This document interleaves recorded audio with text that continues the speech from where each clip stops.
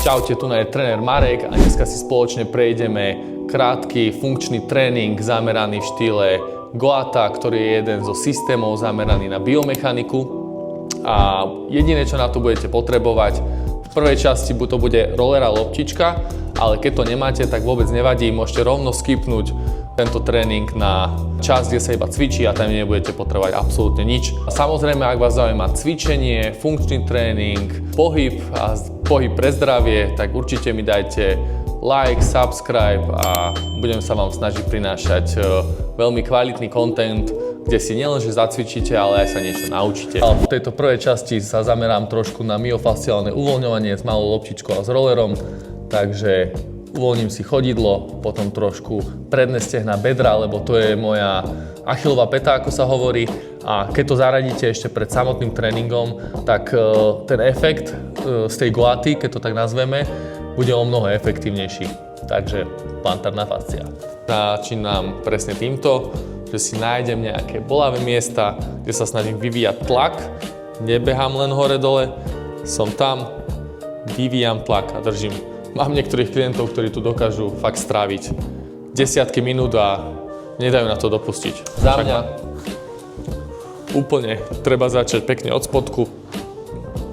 Ja si uvoľním trošku aj lítka, pretože mal som aj nejaký bežecký tréning tento týždeň a potrebujem to. A myslím si, že mnoho z vás, ktorí majú hlavne nejaké sedavé zamestnanie alebo často sedí, tak keď urobíte kombináciu, že uvoľníte lítka a za tým uvoľníte ešte bedra a naposúvate zadok, čo bude hlavný primárny sval, na ktorý sa budeme dneska zameriavať. Nejdem úplne do detailov, že ktorá časť zadku, tak to veľmi vie pomôcť potom aj s uvoľnením chrbtice.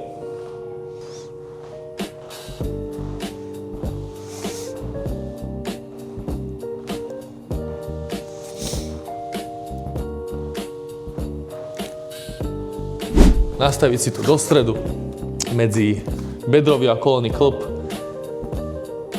a proste hľadám takisto. Ten istý princíp je zameraný na toto uvoľňovanie. Nebehám tým rollerom len hore-dole. Teraz je fakt cieľom trošku dať podnet tomu mozgu, že toto chceme trošku uvoľniť. Dobre? Ja tu mám svoje miesta, hlavne na tejto ľavej nohe, ktoré treba uvoľniť. A teda u mňa konkrétne je to hlavne táto vrchná časť. U vás to môže byť kdekoľvek inde. Keď to nájdete, skúste tam držať. A ešte ak môžem poradiť, tak keď sa trošku nad tým zamyslíte, dajte signál tomu svalu, nech sa uvoľní, dostanete sa tým rollerom a tým tlakom trošku hlbšie a bude to fakt citeľné, ale o to efektívnejšie. Na druhú nohu, same. Moja pravá noha je na tom o mnoho lepšie, čiže tu vôbec nepotrebujem tráviť toľko času. Takže aj vy určite budete mať jednu stranu alebo jednu nohu trošku viac zatriggerovanú, keď to tak nazvem. Takže tam úplne v kľude strávte viacej času. V kľude si ma pauznite, precíťte to, dajte si trošku kávičky, nech potom vázete. A tamto skúste trošku pouvoľňovať. Paradoxne, u mňa je toto najhoršie na pravej zasa strane. Čiže budete určite nájdete miesta, ktoré sú na ľavej nohe horšie, niektoré, ktoré sú na pravej. Záleží napríklad aj od toho, ktorú nohu si prekladáte cez ktorú, keď sedíte. Nad tým ste sa nezamysleli, čo? Dobre, OK. Zatiaľ 2 minútky od prvého stehna, to nie je také zle. Táto ľavá strana, ako som povedal, je celkom fajn. Tak dám pravú. Ešte raz, pekne. Nájdem si ako keby, že vrecko, priložím tam roller a idem. Keď roller nemáš, kúp si, to je dobrá investícia, zíde sa ti to. To vie tiež celkom pomôcť. Nájsť miesto, to isté sa aplikuje na rôzne miesta po celom tele. Takisto, ak by vás zaujímalo, kde tie miesta vaše sú, tak mi v kľude napíšte. Ja vás môžem nejakým spôsobom, či už osobne, zdiagnostikovať pôsoby v Bratislave. Dá sa to robiť aj online a potom mám takú šikovnú aplikáciu, kde vám viem tieto cvičenia vyskladať presne na mieru, takže v kľude ma hitnite alebo napíšte koment. čo vás zaujíma, rád vám odpoviem. Dobre, toto len bola ukážka, takže tu sme si ukázali trošku tú myofasciálku a pôjdeme na samotný tréning, ktorý je v Goata štýle dneska. A po tejto myofasciálke si ešte prejdeme 4 rýchle cvičenia na to, aby sme mohli ísť do hlavnej časti. Je to dôležité hlavne z toho dôvodu, lebo chcem, aby ste pochopili to, že musíte vedieť pracovať v bedrach, alebo teda v hinži a verím, že to pochopíte vďaka tejto rozcvičky. Keď nie, zopakovať. Dobre? V zásade prvé, čo pôjdeme, bude tzv. Húpanie alebo hip hinge. Veľmi jednoducho si nastavím chodidla nejakým takýmto spôsobom. Je dôležité, aby palce boli pekne spojené. Ospravedlňujem sa za moje ponožky. Spojím si teda tie palce, kolena si dám na šírku dvoch pestí a čo budem robiť?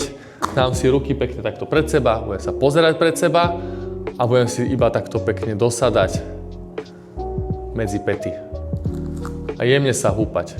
Je veľmi dôležité, aby sme tento pohyb pochopili, pretože neskôr, keď sa postavíme, to budeme využívať. Takisto, jedna z tých takých zásadných vecí je to, že sa snažím zadok ťahať neustále hore, takisto hrudník hore a hlavu hore. Dobre? Toto je absolútny základ.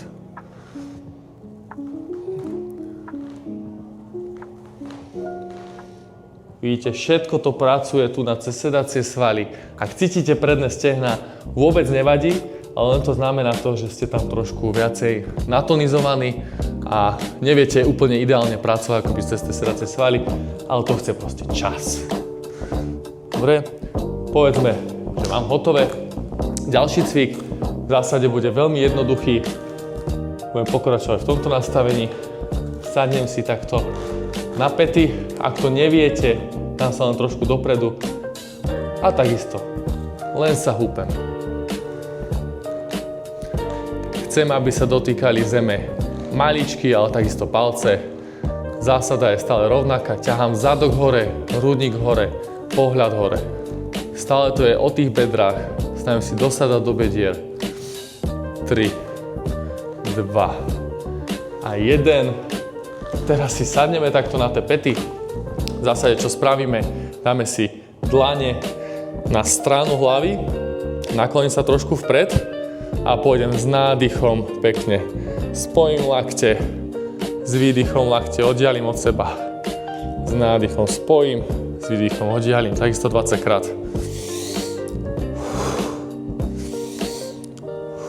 Dýchanie je absolútne dôležité, kľúčové. O tom by sa dal urobiť samostatný workshop, jeden môj kolega to aj robí. Si môžete pozrieť na Instagrame. Jakub Chudý coach. Dáva takisto zaujímavé príspevky o cvičení. Dobre, toto by bola trojka z našej rozcvičovacej fázy. Teraz by som si rád ešte prešiel legendárneho pigeona. Nastavenie bude následovné. Dám sa na 4.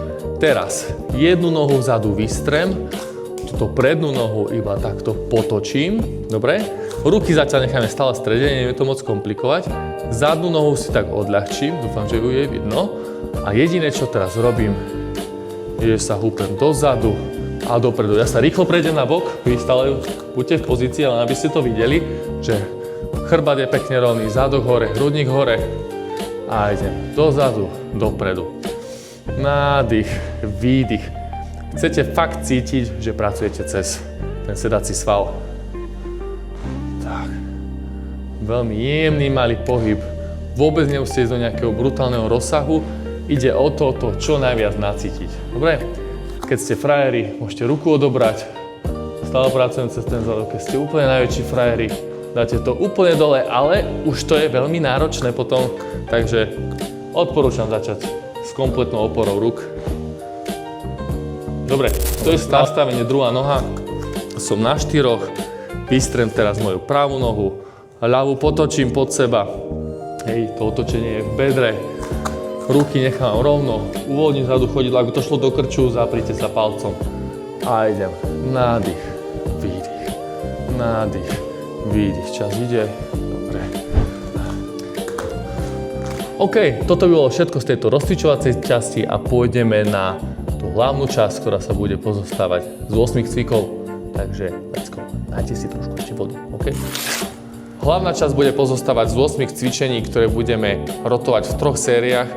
Počty opakovaní sú cca 20. Ja sa to budem snažiť odcvičiť poctivo, ale popri tom, ako vám budem niečo hovoriť, tak je dosť možné, že sa aj trošku zaseknem v tých počtoch, takže vyskúste iba ma počúvať, čo sa týka možno nejakých technických záležitostí, aby ste to urobili čo najlepšie, lebo viem, že cez video je to ťažké, ale dá sa to zvládnuť. OK, samotná hlavná časť, pôjdeme rovno 4 cvičenia za sebou, krátka pauza, ďalšie 4 cvičenia za sebou.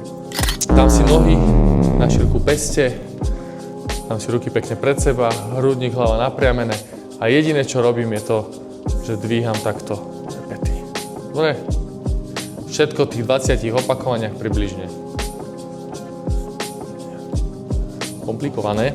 A za týmto ideme, keď sme urobili tieto calf raises, ideme do niečoho takéhoto, kde sa snažíme potom aj tie nohy trošku zrotovať dovnútra k sebe kolena a tu nás zasa otvoriť. Ide o to, že otvárame tie bedrové klby a tu nás zasa trošku zatvárame. Dobre, chodidla si všimnite, že zostávajú stále pekne rovné. 3. A ideme. 4. 5. 1. No. Toto by sme mali. Máme druhé cvičenie, ktoré sa volá, že corner hinge. Corner kvôli tomu, lebo tak sa to volá v tomto systéme, ale čo nás bude zaujímať je v zásade, že tieto nohy alebo bedra si dorotujeme takto k sebe dovnútra. Dám sa bokom, máme dorotované nohy a teraz chytím si pánvu a pôjdem pekne s nádychom do tohto vysoko a tu nám začnem robiť takéto malé pulzy. Nemusíme ich úplne dvíhať, len chceme cítiť, aké sa to natiahne, jak ma to trošku vráti späť. Tak.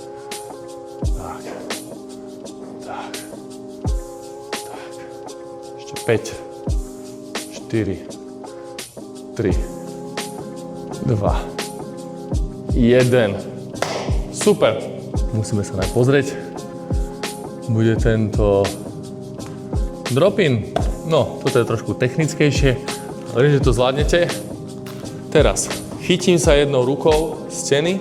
Dobre, dostanem sa do tohto hinžu, kde sme doteraz boli a tú zadnú nohu chceme, už tu raz chceme na tej prednej cítiť trošku to zadné stehno a tú zadnú nohu iba takto pekne zatočím, petu smerom k stene a vyrovnám. Zatočím, vyrovnám. Mali by ste cítiť to, že sa pekne obtáčate okolo tohto bedrového klbu a teda sedací sval na tej ľavej nohe. 7. 6, 5. Ďalší z týchto cvikov bude wall supported squat. Čiže budeme robiť staré dobré drepy, ale trošku inak. No a opreme sa takto nohami, teda rukami o stenu. A jediné, čo budeme robiť, pôjdeme v zásade takto dole a hore. Nemusí to byť nejaké hlboký ten drep, ale jediné, čo chcem dodržať, je tá šírka tých chodidiel, to, že sú pety hore. Predstavte si aj to, že trošku akoby, že tlačíme do tej steny. No a v tomto prípade ideme, že dole otvorím kolena a stále sa ich snažím držať pekne otvorené. A robím takýto pohyb cez tú pánvu dozadu. Tak. No a to máme prvé 4 cvičenia, teraz poďme na ďalšie 4, ktoré budú, nezabudnite si dať samozrejme vodu. Takže ďalšie tie cvičenia budú, že split stance, to budeme iba držať, potom budeme zasa držať takú izometriu o stenu, no a 2 cviky na brucho, ide leto. OK, teraz prejdeme na tú druhú časť. Prvá vec bude ten split stance, bude to izometria, dáme si nohy do split pozície, lebo je to split stance. A teraz navážim sa na prednú nohu. Tu ako keby si nechám zdvihnúť petu tým, že padám trošku vpred, zadnú petu trošku zatočím a pôjdem jemne dole, ale stále chcem byť aj v tomto bedre. Je pekne chvatík rovný, v tom môžeme dať ruku na kontrolu a iba držím. Snažte sa nacítiť tú zadnú stranu. Ja teda v tomto prípade zadok hlavne. A držím, peta je trošku hore, hej, padám dopredu a A iba si držím. Potom vám samozrejme ukážem, ako to vypadá aj spredu, aby ste videli ten tvar toho kolena a bedra. Vidíte, že aj ja, čo som, povedzme, že profesionálny tréner a hobby atlet, viem s týmto celkom bojovať. Nie je to vôbec jednoduché, ale vďaka tomuto si viem strašne dobre nacítiť to, kde mám dopadať na chodidle, keď behám. Aby môj dopad bol čo najlepší v rámci absorpcie energie pri kontakte so zemou. Chápeme? Dobre, ešte 2, 1 a vlastne keď dopadnem na tú nohu, iba vyštartujem vpred. Chápeš? Takže, nejako tak, to bol prvý cvik. Teraz pôjdeme sadnúť na stenu, OK? Stále cestujete so mnou po tejto krásnej miestnosti. Dobre, ale teraz to nastavenie toho ďalšieho cvičenia bude nasledovne. Zasa na šírku peste chodidla, tam päty trošku hore a dajme tomu, že 30 sekúnd tam dole zádok pekne, rozťahujem kolena. A iba držím. Hrudník napriamený, chrbátik pekne napriamený. Pozerám sa dopredu. Vidíte opäť ten tvar, je to taký luk alebo bow, sa veľmi často používa, alebo teda je to jeden z hlavných pilierov tohto konceptu, ktorý chceme dodržiavať. Dobre, nastavenie bude nasledovné, že teda dám sa do takejto opory, vystrem nohy a teraz nohu pritiahnem pod seba do pravého úhlu v bedre a stlačím rameno smerom dole k tomu bedru. Vrátim naspäť, vystrem nohu. A ideme 6 a 6. Tak. Posledné. Krásne kontrolovanie.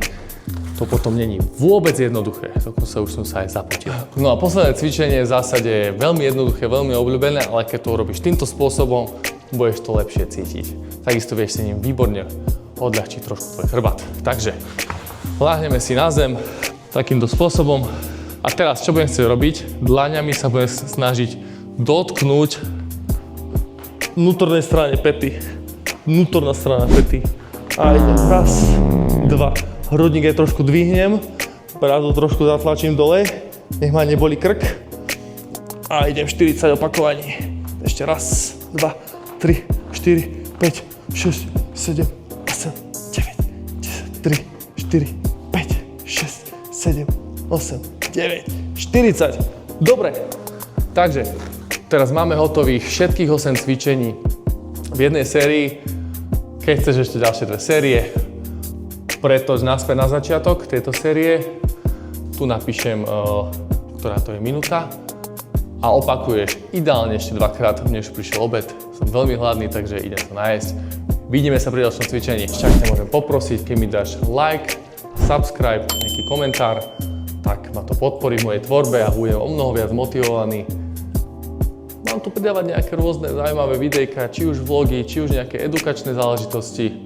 A myslím si, že si sa potešíme a pomôžeme si navzájom. Čau!